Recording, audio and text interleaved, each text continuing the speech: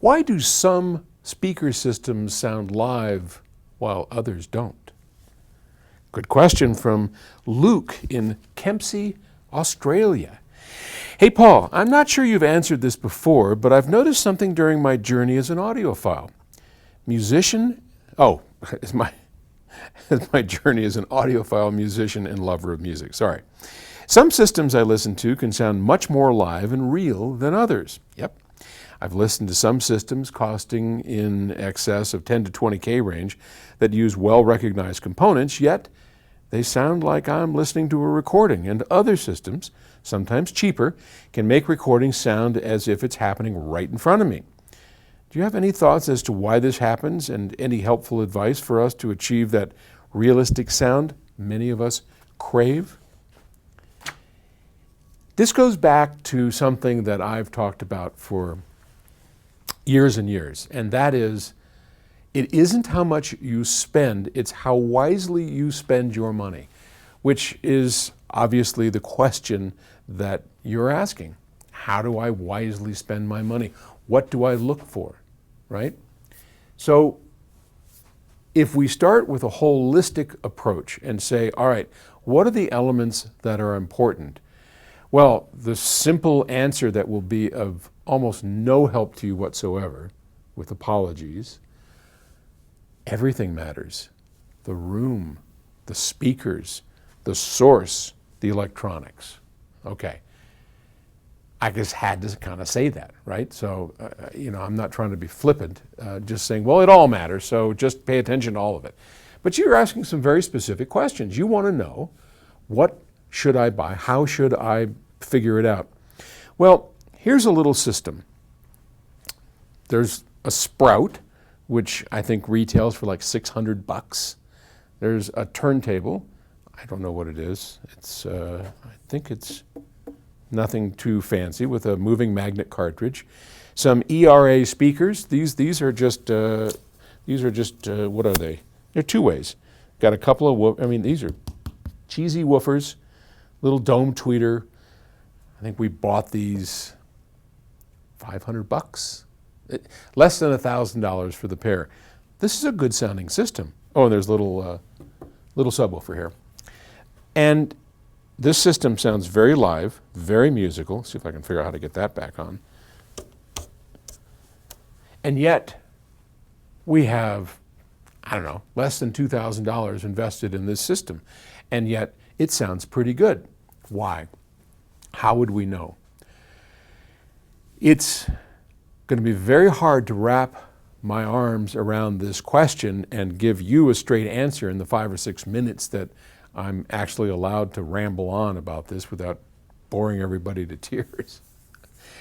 I think the simple answer is you start with companies that you trust for their ethos. And by ethos, I mean, what drives them? Okay, who are the designers? What are they interested in? What floats their boat? Now, you're watching our videos. You know that PS Audio is very concerned with how things sound, right? Everything that we make, we work really hard, like Sprout. Sprout's a good example.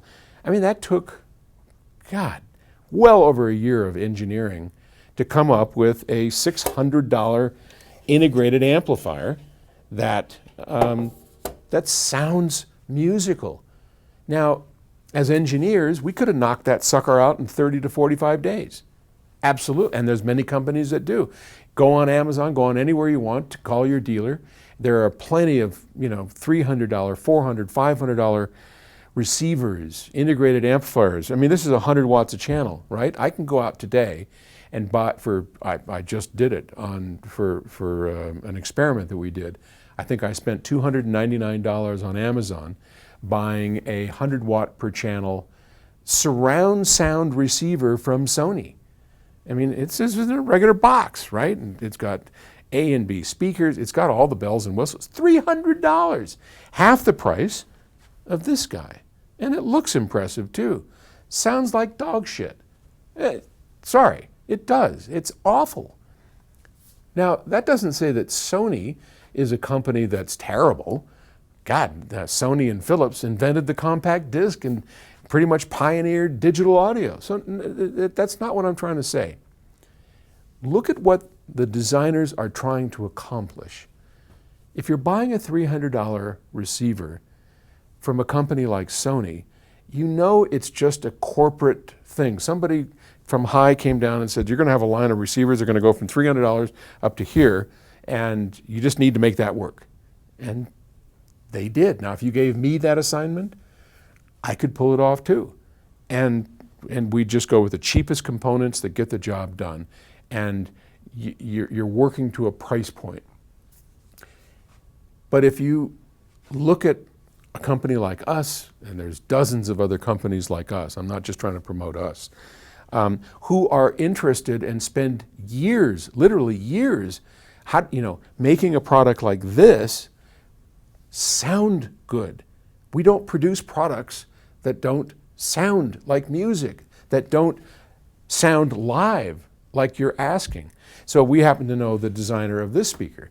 And I know that this person, and they've since gone on to greener pastures, and we don't need to talk about them, but I know that, when they did their listening, that they listened to real music. They strived through their crossover. I mean, they worked hard to make it sound like music. I know that because I studied up on who these people are and what their goals are.